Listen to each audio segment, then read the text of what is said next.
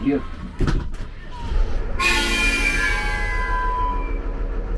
Really? Thank you. That was the whistle I was looking for, guys, okay? Well, on Allen Street up here, which is our main street, Allen Street runs for 9 blocks. Today the historic area is down to about 3 to 4 blocks. But it's an interesting town.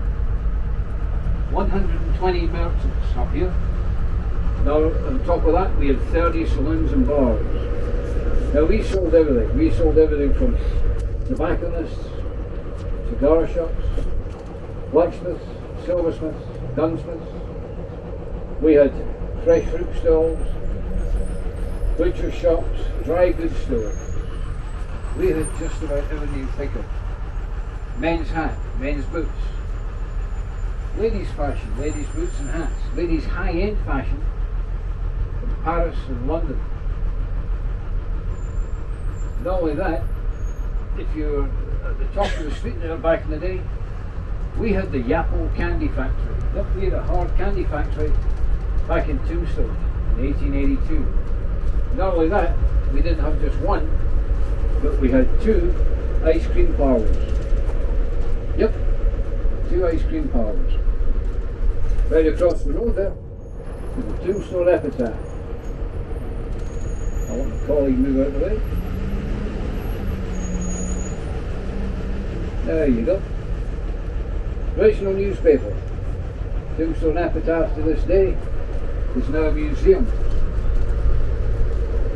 As well as being a museum, it's free to go round, and you can get your free copy of the newspaper. Well, it's a family orientated town. It's an amazing place. On a Friday night, the newspaper would advertise a family night.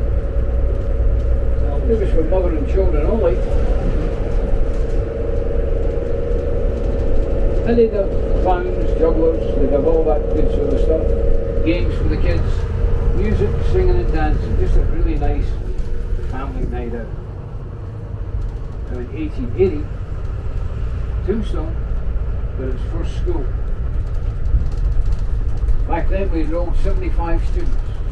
By 1882, that number had risen up to 300. Now anybody reaching grade 10, because schooling only went from grade 1 to grade 10 in those days, well, they were automatically enrolled in the university that was in Tucson. But when I say everybody, I mean all the guys. Girls, you didn't get to go to university in those days. Just the guys. The right hand side of the trolley now, you'll see the original Catholic Church. The only original building is the one in the middle there. The other buildings were added on at a much later date. It was built in 1881 for the price of $1,500.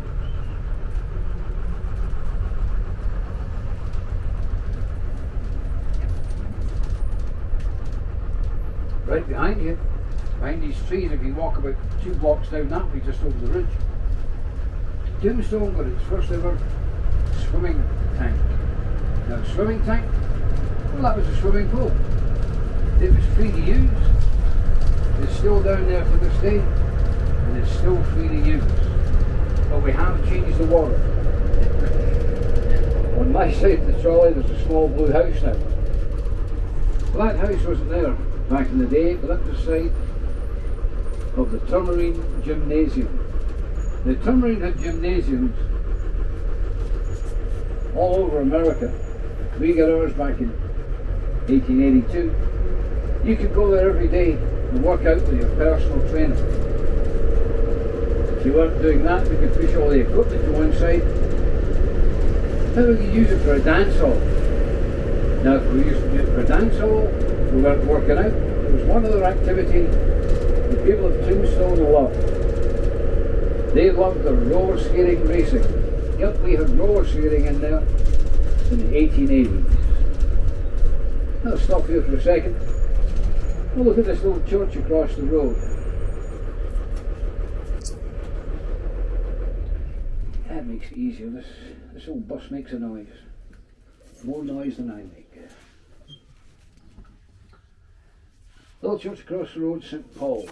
Beautiful little church inside. That was taken about 4 years ago. Oh, amazing little church. All the woodwork in it was taken from a whaling ship.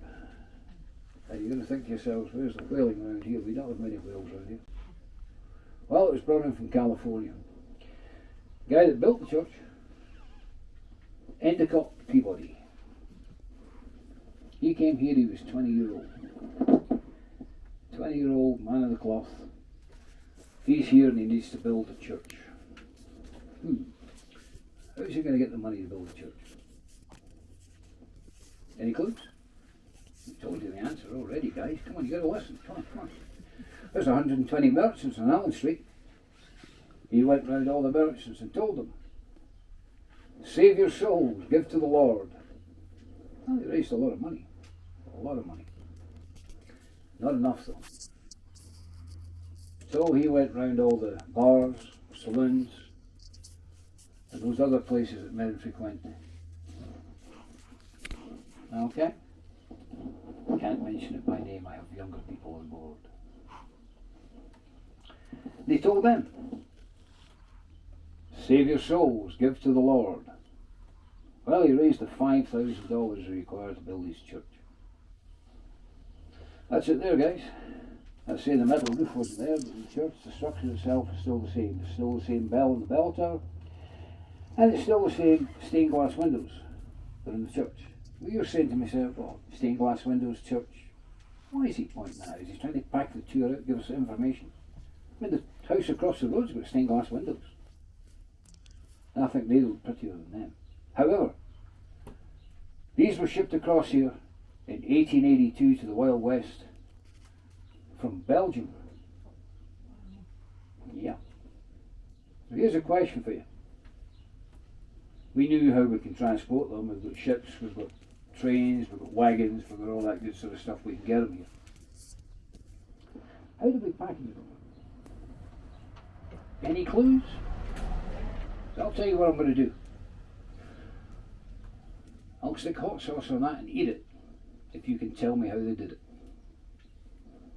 That's my favourite hat, by the way. Well, It's my only hat, okay? I mean, I've heard barrels of molasses. Who said that? Where's the hot sauce? You are kidding me. Molasses. A deal's a deal. Sorry guys, I haven't got any hot sauce with me. Congratulations. Yay! You ever going to do this tour again? Well, this is the first person I've had in over a year. Got the right answer. I'll tell you, the keys are here. I'm going home now. Just enjoy the rest of your time in Tombstone, guys. Thank you very Hop much. up there, Chris. Start the tour. Yes, they use molasses. What? I'm done. I'm lost. Why did they use molasses? Do you want to answer that, Chris? I think it was Don't give me half an answer here. cheap and being shipped anyway, so they put it in there and it would keep it safe. You're kind of right. Don't say any more, because you've blown me out the water with your first answer, right? I'm done for the day. I'm going home to lie in a dark room. You're correct. They use molasses. But why they use it is molasses is thick and it's heavy. These were very fragile stained glass windows, even more fragile than stuff made over here. So you had to kind of suspend them in it, so if there was any movement, it kind of allowed them to move slightly but not break. Okay. Now the thing is, when we got here, we had to clean them off, not the job I want. I know who I'd give the job to now. Oh yeah. Boom. We couldn't use the molasses. All that molasses, we couldn't use it. We just let it go into the street. These are stained glass windows. They're covered in lead. We couldn't use them. Yeah. I'm still shocked by that, really. So we had to just get rid of it. But when we cleaned them off, they were all in one piece. not a damage to them at all. So what I will say to you, if you're going through Tombstone today and you see some black stuff bubbling out the ground, it's not oil, it's molasses. Okay? I might as well just go home other than that. My favourite hat is red. I will go home and get a hot sauce, okay? Damn. Alright.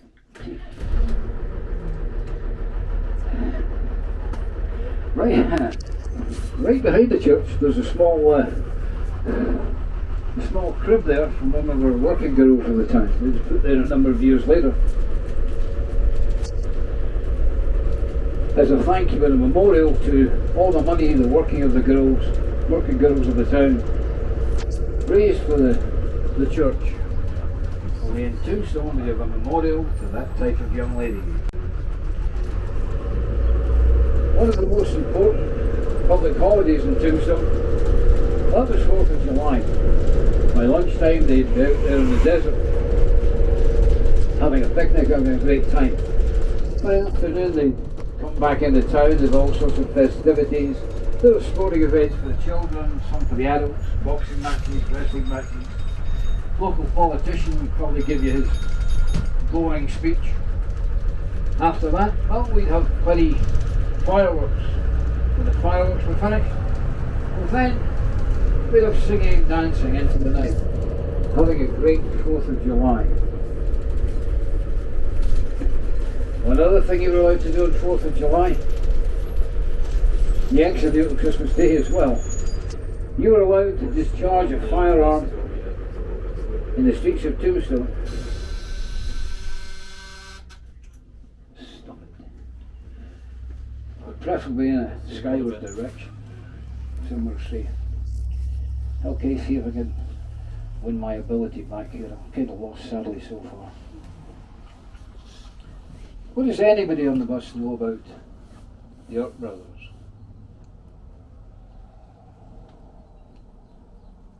Good. Okay. Payback time. How many Earp brothers were there? Any guesses? Okay, I'll tell you there's 2 right answers. One's correct but it's wrong. And the other one's correct. You said 4, sir. You sure about that? You want to phone a friend? Go 50-50. I'm not eating your hat. I'm not getting you off the hook here. Damn. Young lady, you said 3. 6. You said 6. You sure you didn't say 3? No. Okay. Sorry. Anybody wants some other? Come on, give me some clues. You would say 3. Okay. What about you, young man? How many do you think? 5. 5, correct. How did you get that answer? Because you did it with your I just did that. I was just scratching my nose. I wasn't doing anything. 5 is the correct answer. So is 3.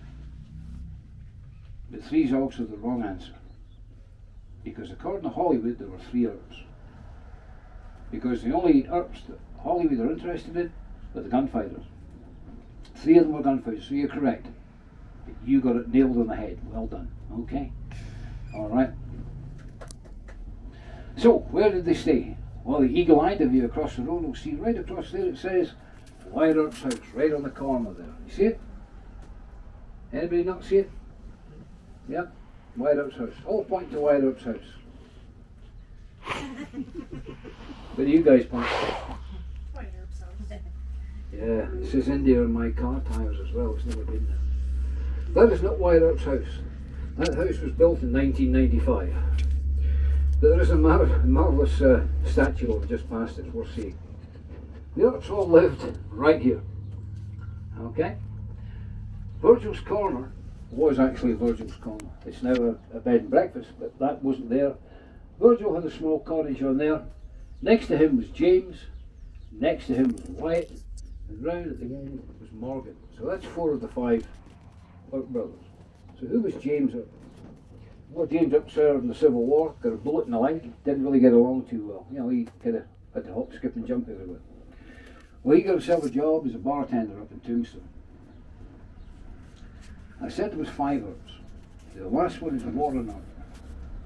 Warren Earp never lived in Tombstone, but when he came here, I know for a fact he stayed with Virgil. Virgil and him were very close. But Warren was the much younger of the Earp brothers. Okay, much younger. But everything had died away, the Urks had left, the cowboys had been dispersed, things had settled down. Well, Warren's wandering about doing his thing and making a big mistake in his life. He was living up his brother's name and his brother's reputation. Maybe not the thing to do. Warren wasn't a gunfighter. Okay? Didn't even carry a gun. Well, he's in a saloon one day, he gets into a bit of a confrontation. He does have a claim to fame, by the way. Claim to fame you all know. Even the black fellow up there at the back of the fight, you'll know it as well. He gets into a confrontation. Guy challenges him. What does Warren do? Oh, Warren pulls out a knife. What's the guy do? Pulls out a gun and shoots him. He's lying dead on the floor. He lay there for 6 hours. People just stepping over him, getting a drink, coming back in. He's dead, we're not bothered. We're here for a beer. We'll sort that at the end of the night. And that's where the classic saying comes from. The saying you all know. Mm-hmm. Or a knife to a gunfight. Never bring a knife to a gunfight. Comes from old Warren. Okay. I'm trying to get my reputation back here and it's not working. It's really not working. Was it saying your t-shirt? Now that really worries me. Okay. Okay. Gee whiz. Okay, let's go down to Boot Hill. Boot Hill graveyard. Every western town has one. We have Boot Hill down here. The reason it's called Boot Hill, all western towns called Boot Hill, most cemeteries were actually built slightly higher than the elevation of the town or whatever it was. And the reason Boot is quite simple. Well, you died quick in those days. You would die with your boots on. And that's how they bury you. Just throw you in a wooden box, stick you in the ground, and build some stones up around you. Hence Boot Hill. Our Boot Hill opened in 1878. It was closed in 1884. It only took us 6 years to actually fill it up to 273 graves. Now it's the real deal. It's not a Hollywood set. This is a real graveyard with real people in it. Real dead people. It's the most haunted site in Tombstone. You'll see Marshall White down there. You'll see John Swain Slaughter, former slave, died at the age of 99 years old. Any miner dying of a mining related illness, casualty, they're also billeted here. Right in front of me here, that's the Dragoon Mountains. Right over there, the Chiefs, Geronimo, they live right there, along with 28 other Apache tribes. It's a dangerous area to be. I say it's well worth the trip around the graveyard. You'll also see the Clantons and McClowries in there. A lot of very interesting people. You'll see another very famous gravestone. Probably heard of it, you might have done. Here lies Lester Moore. 4 shots, no 44. No less, no more. Well, who was Lester Moore? Lester Moore worked for Wells Fargo. And he delivered a package one day to a guy. It was actually a clock. Well, when he delivered it, it was damaged. The gentleman quite rightly asked him to do something about it. Well, Lester Moore went, not my problem. I've delivered the package, it's up to you. Well, that's when old Lester got shot 4 times with a 44. No less, no more. That's what happens when you get bad customer service.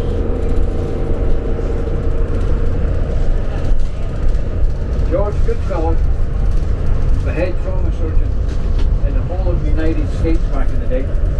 In 1880 he came here, he was out here for 10 years, built a small hospital.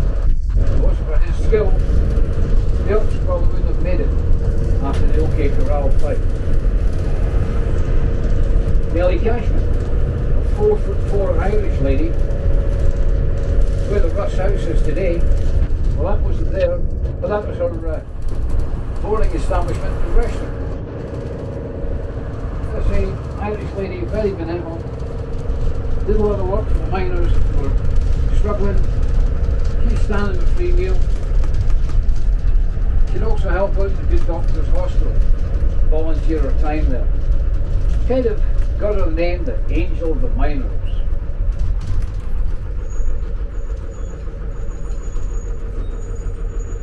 So who is the most important person in Tombstone's history? That's not your coach bus driver.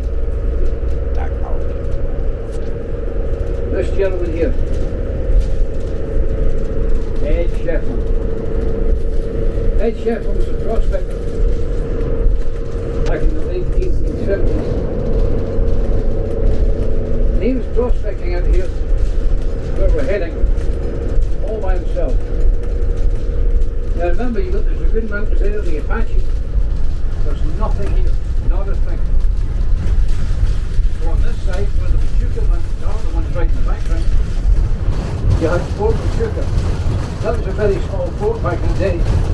Today it's still out there, and it covers over 200 square miles. The old Ed's prospecting out here, he's looking for shiny stones. Well, one day the scouts of the fort came across him and asked him what he was doing. He said, well, I'm looking for stones on the ground, in the prospect. Well, I said to him, that's all very well and good, buddy, but it's kind of dangerous out here. Why don't you tag along with us? Safety in numbers. Well, he did it for a while. The old Ed kept stopping and looking at the ground, picking up stones. Well, that's a good one, I'll keep that one. The soldiers eventually told him, look buddy, we can't keep doing this. We got a job to do, we can't keep stopping like this. You're on your own. Well, Ed left him, went on his own. Before they left, the soldiers gave him one piece of advice. He's going to carry on doing what he's doing. The only stone he'd find out here, well, that would be his tombstone. A while later, he got his first claim out here. Remember what the soldiers told him? He called it the Tombstone Claim. So in the little village open up behind us, we called that Tombstone.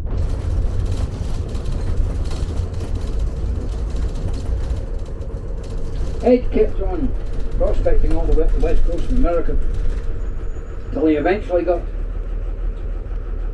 to Oregon, where he died of a heart attack at the age of 49. That's a coincidence. A miner, a 49er, dies at 49. I don't know. Coincidence. Well, his last request is that he be brought back down here and buried. Well, we honoured his last request. It took us about 3 weeks to get him down here. But what we did do, we got him down here, we buried him right out there on top of the Good Enough, on top of the Tombstone mine.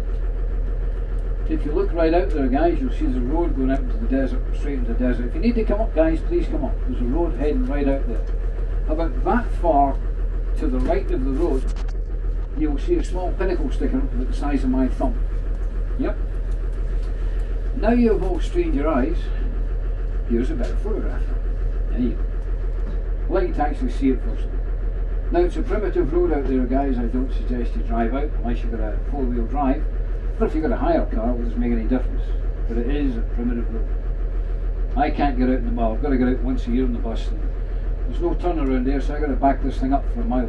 Now you see my driving going forward, so imagine how bad it is. Well, let's say it's Shefflin Monument, 22 foot tall. And he is buried underneath that, as he required.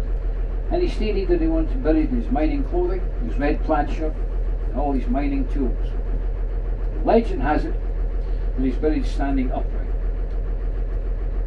Think about it, guys. Body's 3 weeks old. We've no refrigeration. It's not going to work, okay? It's really not going to work. He's lying flat out. So I mentioned Nellie Cashman, I mentioned the Wire, and the Good Doctor. They all have something that links them together. Right out there, you'll see there's a primitive road sign, big yellow sign. Yep. Right behind that, there's a house with a white roof. Right behind that, there's a small hill.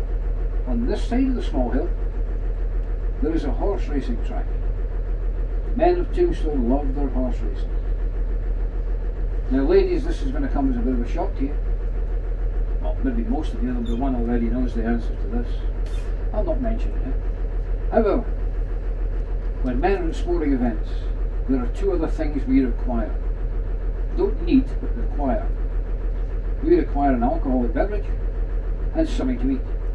Nellie Cashman, smart lady. She builds herself a little saloon out there, makes herself a lot of money. Nellie Cashman had one other thing, a passion she really loved. So at the end of the racetrack, she built a baseball diamond and started a little semi-professional baseball team. Now in 1882 they were formed. 10 years later, in 1892, they took the state championship from Tucson. That's a long time away. When the win's a win, I'll take it. Okay? Any other questions so far, guys? How badly am I doing on a scale of 1 to 10? 10, I'm that bad. 10, thanks. Okay, that's great. Okay. My furry friend seems to have gone to sleep. Okay, that's fine. Okay, guys, any questions, all seriously, just ask me. Especially you, young man, don't be scared, okay? These are just adults, they're not important. Okay. Alright? You're the most important person on my bus. Okay, young guy like you. So we're going to head back in. We're going to explain a little bit more about how high-end Tombstone was. But I also have you, and I'm warning you now, I have a sad story. Very sad story. If you've got any tissues, pass them up here. I know the ending and it still makes me cry. Tombstone ice houses, we have two of them. We have a doctor's, we have a great hospital. We have a lot of high-end stores on Allen Street. We have 8 other doctors in town, as well as 2 dentists and 2 pharmacies. We are pretty high-end. Every day we get fresh oysters and lobsters brought in from Arizona. Because we had the 2 ice houses, well, we can support our ice cream stores. And not only that, the high-end restaurants, oh, you can get ice drinks. This cemetery here is the town cemetery to this day. A lot bigger than Boot Hill. We haven't yet managed to fill it. There's many gunfights these days. There is one grave in here I like to talk about. It's Peter Murray. It's about Dewey the horse. Well, Dewey was the lead horse bringing the stagecoach to Tombstone every day. He's a very well-liked horse and very friendly. Really got up with everybody. Well, in 1903, the Tombstone Railroad arrived. Dewey was out of the job. Well, his owner just didn't want to get rid of him. So what he did is he built him a little place out here where he could retire. Well, he retired and went there. But little did his owner know that the kids of the town would fall in love with him. He was an amazing horse to be around. They'd come out every day, they'd pet him, they'd play with him, they'd jump in a corral with him. Hello. They had a great time. They'd bring him out treats. They'd probably tell him all the stories they maybe couldn't tell Mum and Dad. He was an amazing horse. Well, March of 1950, told you the sad story. Old Dewey died. That's when Tombstone for his second largest funeral. His largest funeral, well, that was for old Elm Chetman back there. His second largest, well, that's for old Dewey the horse. That's where old Dewey lies to this day.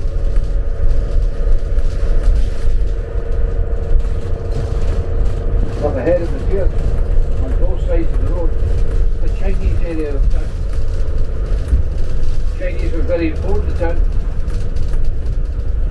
They had helped with the building of the town. And when the railroad arrived, they had helped with the building of that. But up at this end of the town here, got a block heading to the right there, we would have had the Mexican area of town. You come here for great entertainment.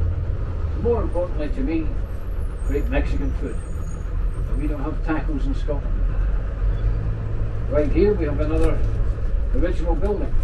Dr. Goodfellow's little medical surgery. It was a small private office he had, separate from the hospital itself.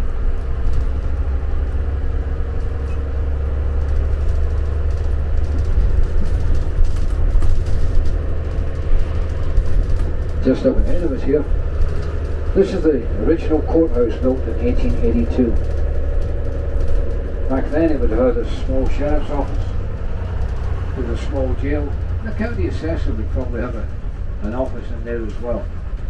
Today it's no longer a courthouse, it's actually a museum. As well as being a museum, it's the smallest state park in the Arizona territory. Now if you look just behind the red wall there, you'll see a gallows with 5 ropes hanging from it. That's the first hanging we had in Tombstone, from the Bisbee 5. Well, they went down to Bisbee, tried to hold up a store. Didn't work out too well for them, so we brought them back here and hung them. Yep, we introduced them to the Tombstone swing set.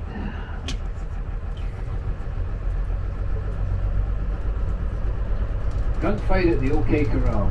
Okay, let me tell you what really happened. 26th of October, 1881. It was a cold day, it had been snowing, the wind was blowing. That's when the Ups, the Cowboys,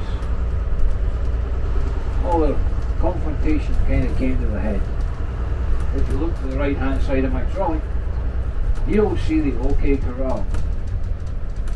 And that is the OK Corral. It's the real deal. Today it goes from there halfway back to where the toilets are. Back in the day it went all the way right from here down to Fremont Street. Where the public toilets are now, well, that was actually a small alleyway. That small alleyway gave you access to the vacant lot adjacent to the OK Corral. Now,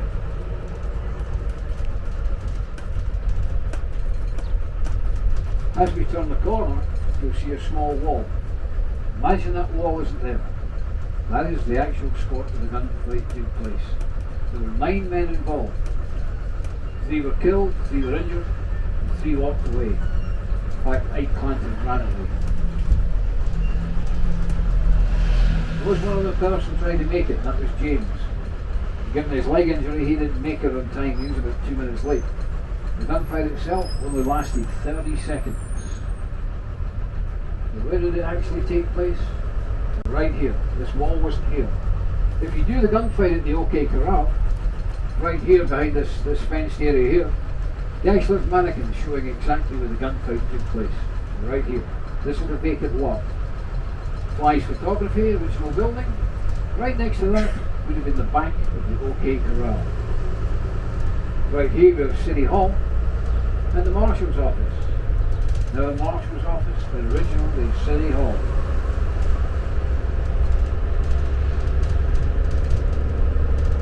My side of the trolley over here was Shefflin Hall, built by Ed Shefflin's brother in 1881. It's a small opera house, it's about 575 people. Another original building, the San Jose Guest House. They've in 4 rooms out there still, but back in the day, we're talking 20 rooms.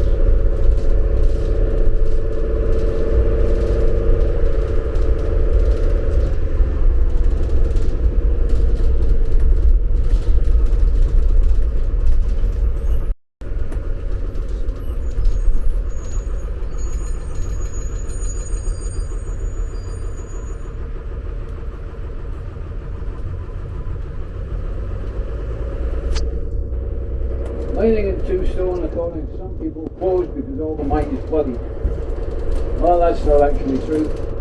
There are 6 or 7 mines actually flooded, but by 1900 we could pump all the water out. We're doing about 3.5 million gallons of water every day. The only problem being, it was lined with arsenic, so we really couldn't use it.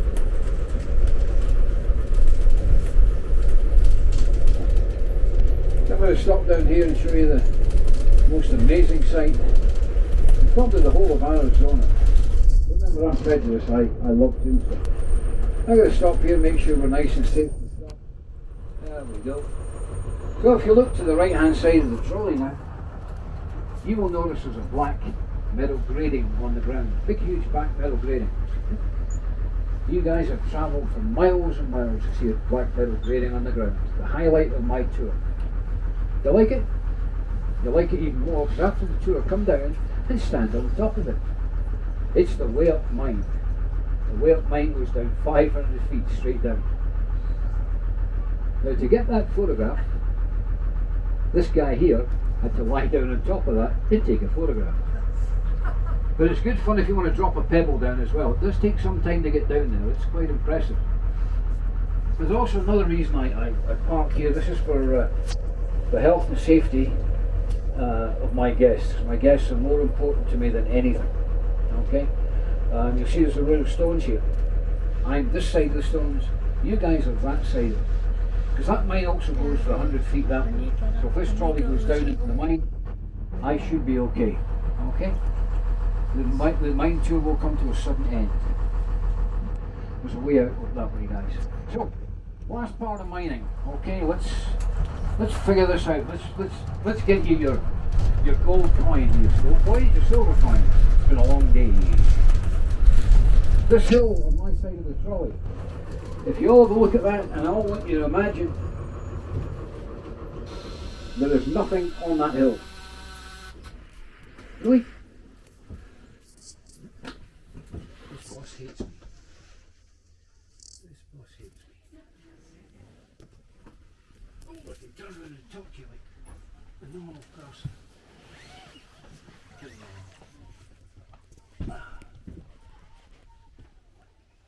You're all still here. Wow, that's unusual. I usually lose somebody by this stage. They've jumped out the window. Nothing on that hill, but roughly where that big water tower is, there was what they called an assay office. Beside the assay office, coming all the way down the hill, roughly to where that brown house is, there was a large steel tunnel, tube, whatever you want to call it. Okay, now what is an assay office? Well, an assay office is where all the smart people are, all the chemists. And when you take your samples up there, they can figure out how much it's worth. Now silver can be worth $40 a ton to $2,000 a ton. So you kind of want to make sure you get it right. Okay? So, here's what we do. 2 guinea pigs. Up for this? This young man here gives you a sample of his ore. He tells you to run all the way up the hill as fast as you can and find out how much it's worth. Okay? So you run up there and you run back down, you tell him it's worth $40 a ton. Looks at you, hands it back, go run it there again, get it right this time. So you run it a second time. It's $2,000 a ton. So it's now your turn to get your ore back. Because you tell him, well, see that mining cart there with all that silver ore in it. You run up the hill and put it down that slide. So he does. And it comes into my wagon. Now my wagon is about half the size of my coach. It's made of iron, big iron wheels on it.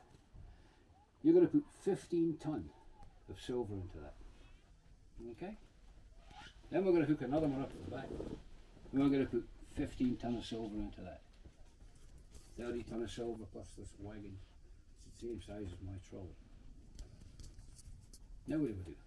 Well, there's 3 things I need. I need somewhere to process the silver, I need a smelt to make it into silver bars, and I need water.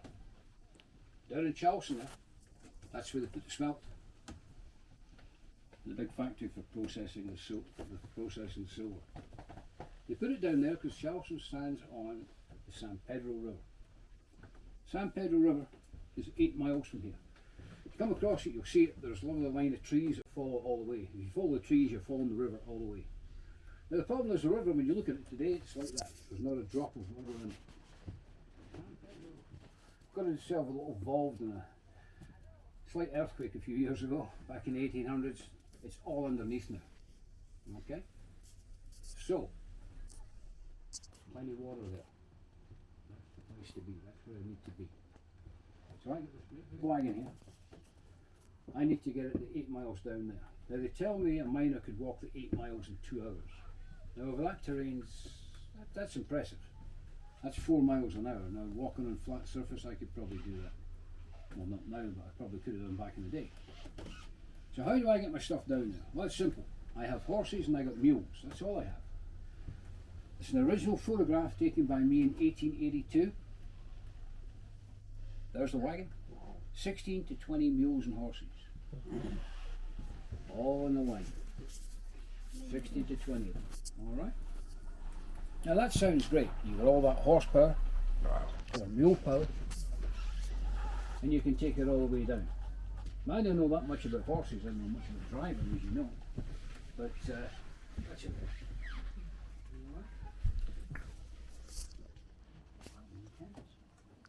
Right there, buddy. Okay, 60 to 20 mules and horses. Mix them with horses. You see it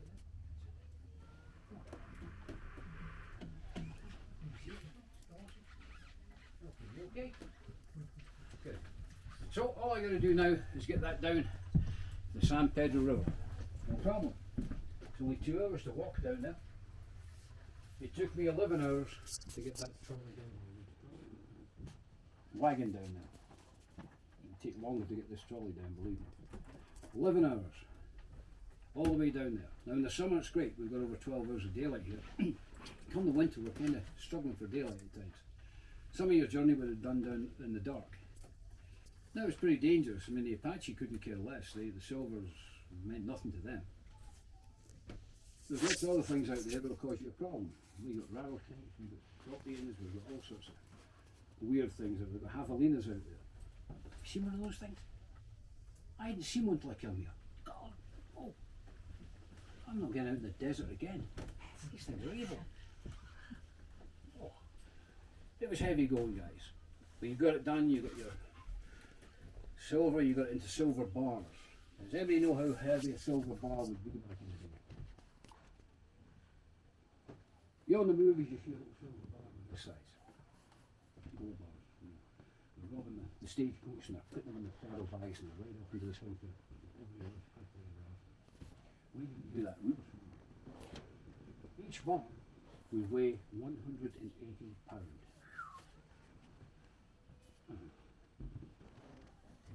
Alright? That's almost heavier than me. We did that for a reason. Right? The gentleman here looks like an outlaw. This guy. He comes up, tries to rob me. There you go, take a silver bar, buddy. You throw that in the back of the horse, see how far you get. It ain't gonna happen, right? It's really not gonna happen. That's why we did it. Remember, any silver from Tombstone went where? California. Charleston. You close? Who? Charleston. Close. South. Some a great party every year. New Orleans. Calling. That's where the silver went. Right here. Or silver Morgan, you see. If there's an O in the bottom of it, it's for New Orleans. That silver had to have come from here. Couldn't have come from anywhere else.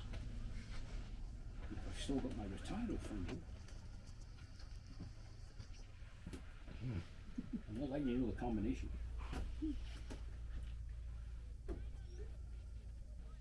Morgan dollar was an ounce of silver back in the day. It was worth.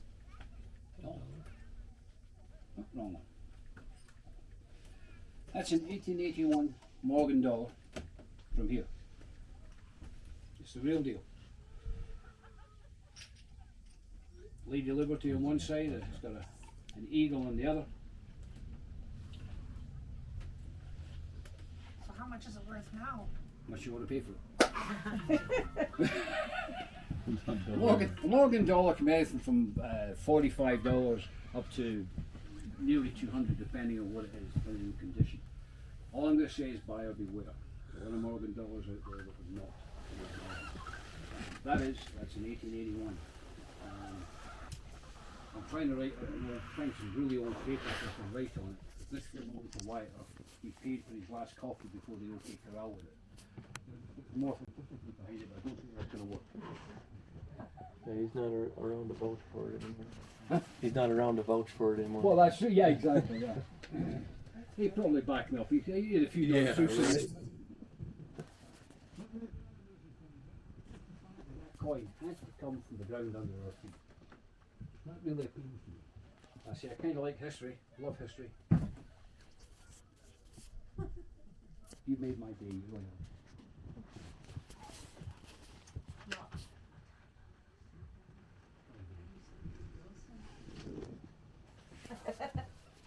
Way up north. That's it. That's it, I'm done, I'm retired. Guys, have you enjoyed the tour? Because that's kind of come to the end. Any questions? Any criticisms? Let me, my name's George. If you do like me, my name's Gordon. What about you?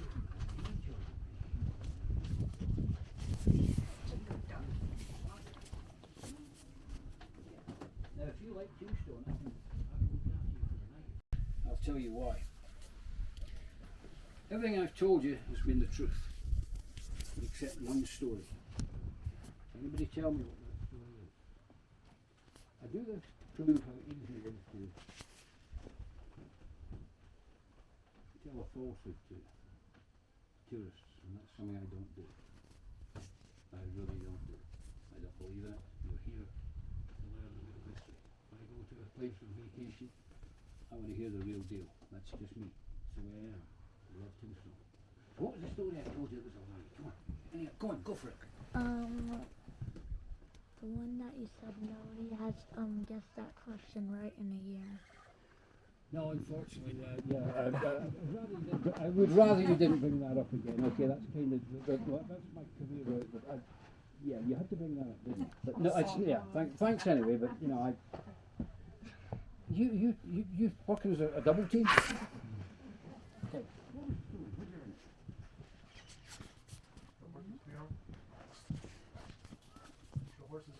Nope, that was it. You'll see Dewey's grave out. Sad, wasn't it? Here lies Lester Moore. 4 shots from 44, no less, no more. Lester Moore never existed. You go to any Boot Hill graveyard in America, you will see Lester Moore's grave. Okay? Unless we cut him up in little bits, never happened. Okay? Don't tell the people at the graveyard I told that because they don't like me. But it's not a real grave. They don't mind me. I get permission to go in there at night and hear one of the ghost stuff around there. We get permission to go at night and scare ourselves to death. Guys, thank you so much. Appreciate all the questions as well. Well, most of them. Thank you. Okay. You're welcome. Let's get you back in one piece. Please enjoy the rest of your time in Tombstone. It took me 64 years to get here, but man, I love the place. Here we go.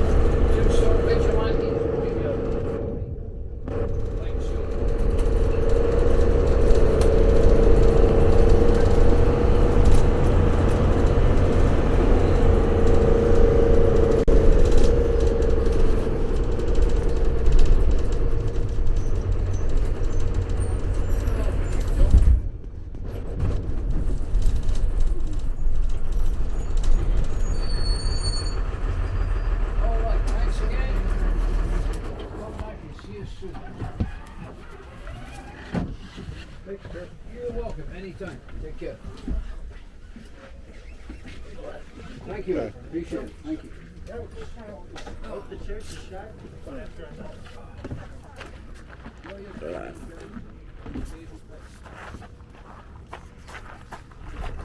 You want to see that hole? Oh my God, yes, we got to see another hole. We haven't seen enough holes today.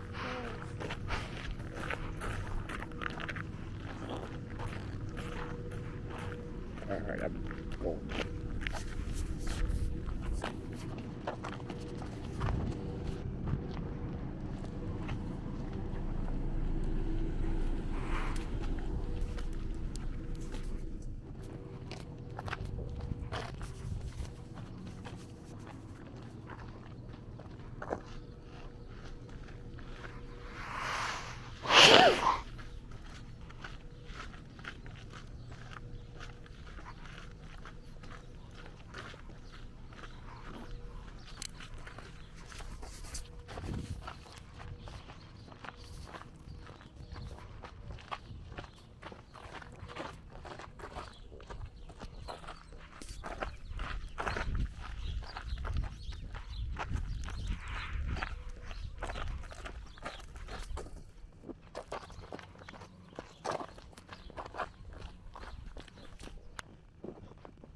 So far.